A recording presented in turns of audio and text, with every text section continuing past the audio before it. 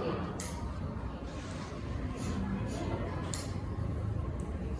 Meiosis dari bahasa Yunani artinya berperang. Sedangkan menurut istilah adalah salah satu jenis pembelahan sel yang terjadi pada organisme yang berproduksi secara seksual untuk memproduksi sel organ seperti sel sperma ataupun sel telur. Ciri utama dari meiosis adalah prosesnya terjadi dalam 2 tahapan pembelahan.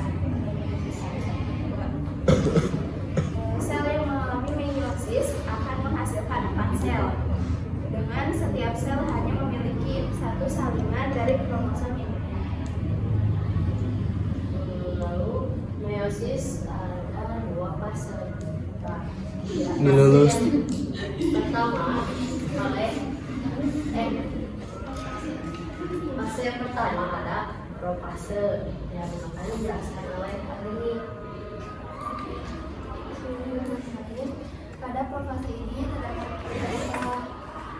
terdapat beberapa fase ya, diantaranya ada 5 fase. Pertama dalam fase lactoten.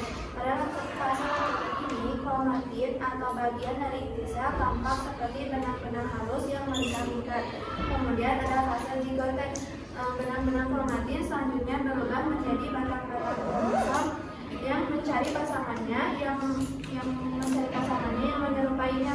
Hal ini dikenal sebagai kromosom homolog. Proses mencari pasangannya yang menyerupainya disebut sebagai sinapsis. Kemudian ada paciten. Kromosom homolog yang terbentuk terdiri dari 2 kromatin. Mereka kemudian membentuk trivalen dan haploid dan kemudian menjadi haploid. Lalu mereka masuk ke fase paciten yang merupakan proses pindah silang. Terus ada fase diplonema atau diploten. Adalah tahapan terjadinya penampakan secara visual tempat terjadinya pindah silang yang disebut kiasma. Terus ada fase diakinesis. Diakinesis adalah tahapan terjadinya perpindahan kiasma bergeser ke ujung kromosom. Proses ini merupakan fase hilangnya nukleolus dan membran nukleus. Lalu tetrat mulai bergerak ke bidang ekuator. Kromatin yang memisah membentuk sentrometer dan kemudian yang merupakan kromatin paling kuat. Sisanya tetap berdekatan yang disebut sebagai kiasma atau persilangan 2 dari 2 kromatin suatu kromosom dengan pasangan kromosom homolognya. Di kiasma, kromatin yang tak serupa akan putus tetapi saling bersambung secara resiprok yang disebut pindah silang. Lalu metafase disambung oleh Nova. Di tahap ini kromosom homolog berkumpul secara sejajar. Jadi ini kromosomnya berkumpul secara sejajar. Di tengah sel membentuk piring metafase. Kromosom ini melekat pada serabut mikrotubulus dari spindle dan memungkinkan untuk interaksi serta pertukaran materi genetik antara kromosom homolog. Proses ini penting untuk pembentukan variasi genetik dalam keturunan. Ada 6 tahap. Yang pertama penyusunan kromosom, yang kedua formasi spindle, yang ketiga centromer attachment, yang keempat penyusunan di piring metafase, yang kelima crossover reflection, yang keenam pengecekan kesesuaian. Lalu fase 1 oleh saya sendiri. Jadi ada fase pada meiosis 1 adalah tahap di mana pasangan kromosom homolog terpisah dan bergerak ke arah kutub yang berlawanan dalam sel. Seperti yang Anda lihat ya, itu mereka berpisah dan berlawanan gitu kutubnya teh. Nah, terus ya ini mengurangi jumlah kromosom menjadi setengahnya dan menghasilkan sel-sel anak dengan setengah jumlah kromosom asli. Proses ini penting untuk menghasilkan keragaman genetik pada gamet atau sel kelamin yang akan terbentuk setelah meiosis selesai. Dan selanjutnya telopase oleh Nova.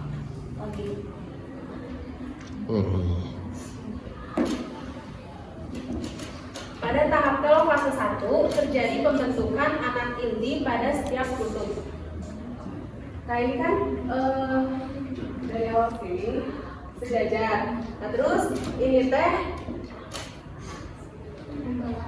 membelah, ini teh dinamakan kromatid. Kromatid itu ialah salah satu dari dua lengan hasil replikasi kromosom. Pada telofase 1 selnya membelah dua dengan kromosom haploid. Setelah tahap telofase 1 selesai, ada yang namanya interkinesis yang menandai batas akhir tahap pertama dan batas awal tahap kedua. Lalu ada fase meiosis 2, profase 2 oleh Agnia. Tahap meiosis 2 ada profase ini sebagai tahapan pertama dalam meiosis kedua. Nah, di tahapan ini kromosom homolog yang telah dipisahkan di meiosis 1 terbagi dua, hanya terus bakal terbagi dua lagi. Akan terbelah lagi. Kromosom ini sudah dalam bentuk kromatid ganda, yang berarti setiap kromosom terdiri dari kromatid yang identik. Nah, selama profase meiosis 2, langkah-langkah berikut terjadi. Pertama, kromosom yang terbentuk selama meiosis pertama dalam bentuk kromatid ganda mulai mengkondensasi kembali. Terus, nukleus dan nukleolus mulai menghilang dan spindel serabut atau serat mikrotubulus mulai terbentuk di sekitar sentriol jika ada dalam sel. Kromosom ini akan mulai bergerak melalui bidang tengah sel yang dikenal sebagai bidang ekuatorial. Setelah tahap profase meiosis 2, selanjutnya adalah metafase meiosis 2 di mana kromosom akan berbaris di bidang ekuatorial dan menjadi siap untuk dipisahkan ke dalam sel anak. Lalu ada metafase 2 oleh Radit.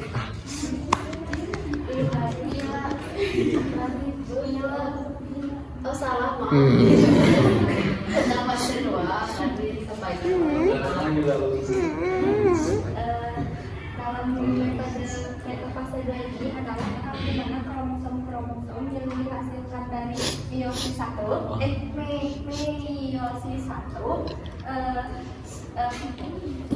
pembelahan dari meiosis 1 bergerak menuju tengah sel. Nah, yang disusun menjadi piring di tengahan. Piring ini disebut nah, piring ini disebut metafase, kan asal tujuannya. Nah, terus ke mana? Jadi nah itu piring ini disebut metafase. Terus anafase 2 adalah pembentukan sel. Anafase 2 adalah fase pembentukan sel. Nah, di mana fase ini telah membentuk dua kromosom yang identik dari pembelahan kromatid. Nah, si benang-benang sidar ini nanti akan ditarik ke kromatid yang nanti akan ditarik ke kutub. Lalu ada lalu selanjutnya dalam fase 2 oleh Yustin. Hah? Fase 2 adalah fase terakhir di meiosis, di mana terjadi pemisahan kromosom yang telah direplikasi sebelumnya. Pada tahap fase kromosom akan terpisah pada tahap anafase yang tidak terpisah dan ke kutub. Tiba di ujung kutub sel kebanyakan. Sel-sel anak yang terbentuk akan memiliki setengah jumlah kromosom dari sel induk. Nukleus baru terbentuk di sekitar setiap kelompok kromosom di kedua sel anak dan sitoplasma kemudian terbagi ke dalam proses yang disebut sitokinesis. Hasil akhirnya adalah 4 sel anak yang haploid dan genetikanya beragam. Dan yang terakhir ada perbedaan meiosis 1 dan 2 oleh Lardiet. Ya, bismillahirrahmanirrahim. Untuk perbedaan meiosis 1 dan 2 diawali dengan interfase di mana kromosom disiapkan untuk pembelahan serta pembentukan protein yang dibutuhkan untuk pembentukan sel. Tadi di non di meiosis CD tapi di meiosis 2 tidak diawali dengan interfase, namun dari sitokinesis meiosis 1 langsung ke proses meiosis 2. Nah, kedua adalah kromosom itu untuk kromosom itu pada meiosis 1 adalah kromosom homolog, sedangkan pada meiosis 2 kromosom induknya adalah kromosom hasil rekombinan atau tetra. Hal ini karena meiosis 2 adalah lanjutan dari meiosis 1 dan meiosis 1 menghasilkan kromosom tetra. Untuk fase awal, meiosis 1 diawali dengan fase S dan fase G, sedangkan meiosis 2 yang diawali oleh fase B. Nah, untuk durasi, dikarenakan meiosis 1 diawali oleh interfase, maka durasi waktu yang dibutuhkan oleh meiosis 1 jauh lebih lama jika dibandingkan dengan waktu meiosis 2. Nah, untuk detail waktunya bisa dicari di Google. Apa sih? Seberapa? Ya, biasa dipilih di Google. Hidden mengambil. Hidden. Terus hidden ngambil. Pada yang kemarin, yang kesekian rekombinasi pada meiosis 1 terjadi persilangan pada tahap profase 1 saat profase kromosom homolog saling berdekatan sehingga pecahan DNA keduanya dapat berpindah silang atau rekombinasi DNA. Proses rekombinasi ini dibentuk oleh kompleks protein sinaptonemal, sedangkan pada tahap profase meiosis 2 tidak terjadi pindah silang ini. Nah, metafase 1 dan metafase 2 memiliki perbedaan yang sangat terlihat, yaitu arah berbarisan kromosom. Pada metafase 1, kromosomnya berbaris secara horizontal, sedangkan pada metafase 2 berbaris secara vertikal atau digeser 90 derajat dari metafase 1. Lihat, Tinggal. Ketinggal.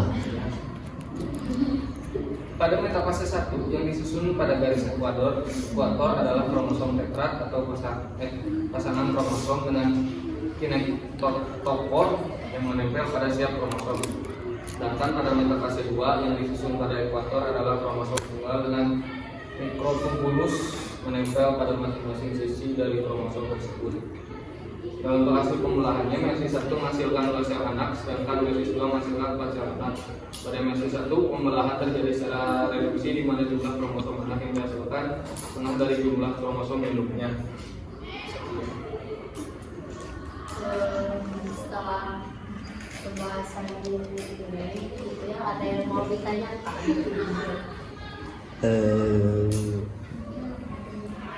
Atau ada masa janggal gitu? Jangan. Kalau ada yang ingin Ya silakan kita. bagaimana jika terdapat kecacatan? Terdapat sel yang cacat.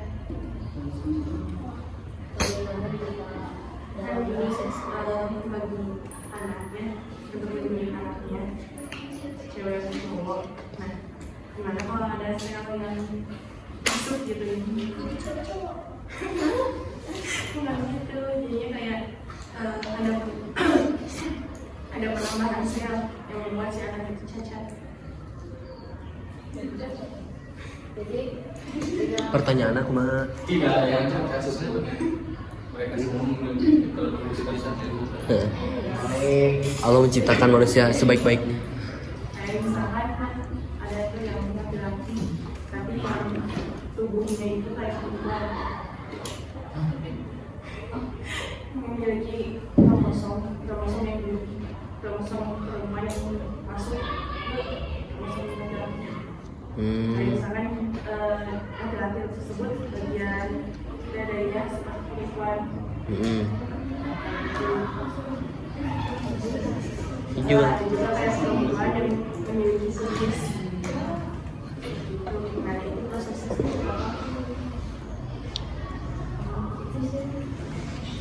Tadi balikin sama mana? Pengenaan kromosom pada yang cacat. Jadi bagaimana proses pada Maaf pertanyaan. penambahan kromosom Pada sel mana sel? Terus ada lagi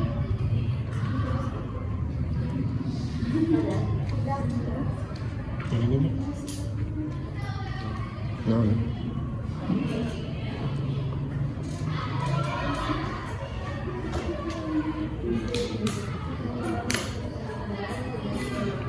diskusi dulu soal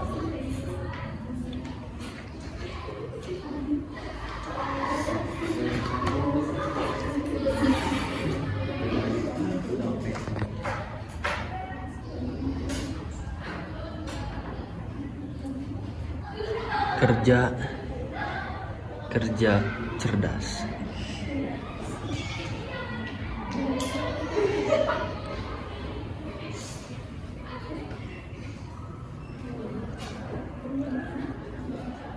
Sekali lagi ini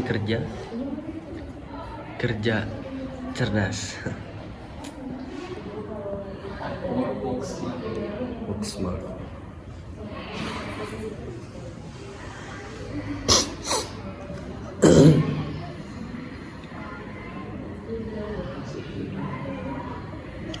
Terjawab. maaf tidak bisa terjawabnya karena sangat menguasai materi ini. Jadi pertanyaan kita bisa diambil oleh Maaf kalau salah. Sekarang atau yang lain dulu? Oh iya, Masih ada pertanyaan lain? silakan aja deh. Tadi kata Adit yang disuruh cari sendiri itu waktu apa? Oh, Terus dia durasi Durasi. durasi pemulahan lah. durasi meiosis boleh dicari. Abi dia tinggal apa itu lagi bisa itu bagian itu. Maka saya Oh siap. Lagi aku. biar tahu perbedaannya dengan Ayo mari ya.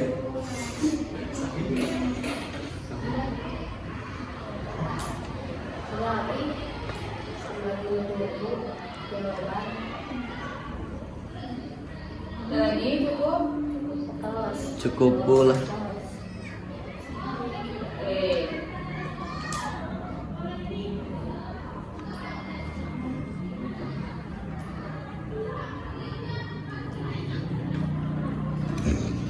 Oke, Ibu mengirimkan uji pemahaman di grup. Ada 3 lembar ya kan?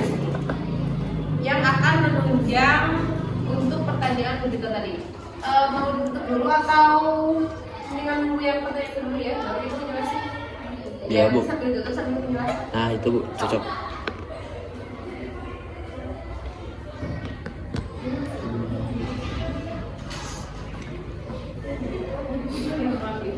Ya gak apa-apa Bu.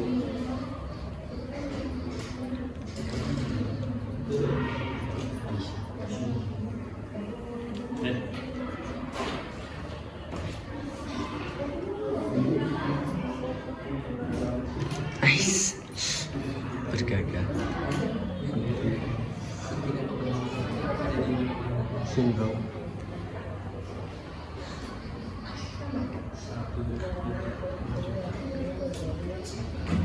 Ais. Yang presentasi kita baca dulu teks yang B-nya ya. Atau yang singkat. Teks B. Yang pengaruh penganggaran mitosis dan meiosis terhadap kelainan pada makhluk hidup. Nanti mendalamnya di kelas 12 ya.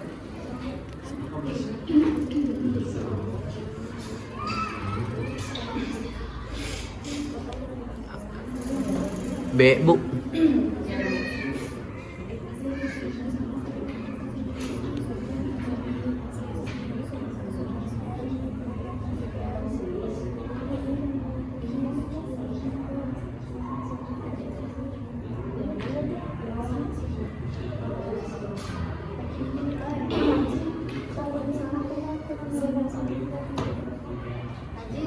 Iya iya.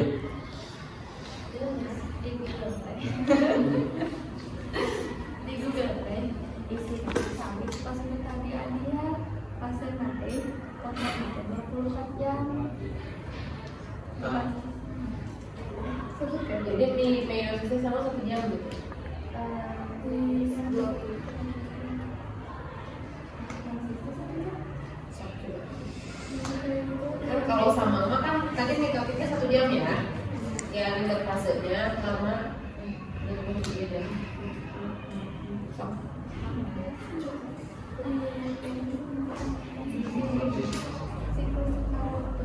Cukup.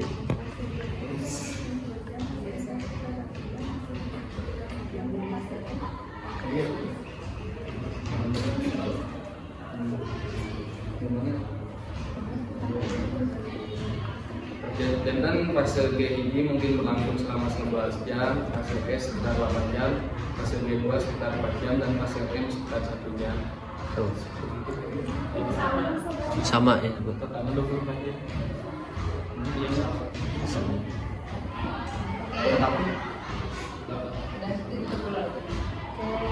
Jadi kesimpulan dari materi meiosis itu pembelahan reduksi yang terjadi pada organisme yang berkembang secara seksual dan terjadi 2 tahap, masing-masing ada 4 jadi ada 6 fase. Kita tutup saja, mohon maaf bila ada salah kata kekurangan Kita, lu aja kami. materi dari kami. Kita tutup saja dengan doa. Kita. Assalamualaikum. Waalaikumsalam.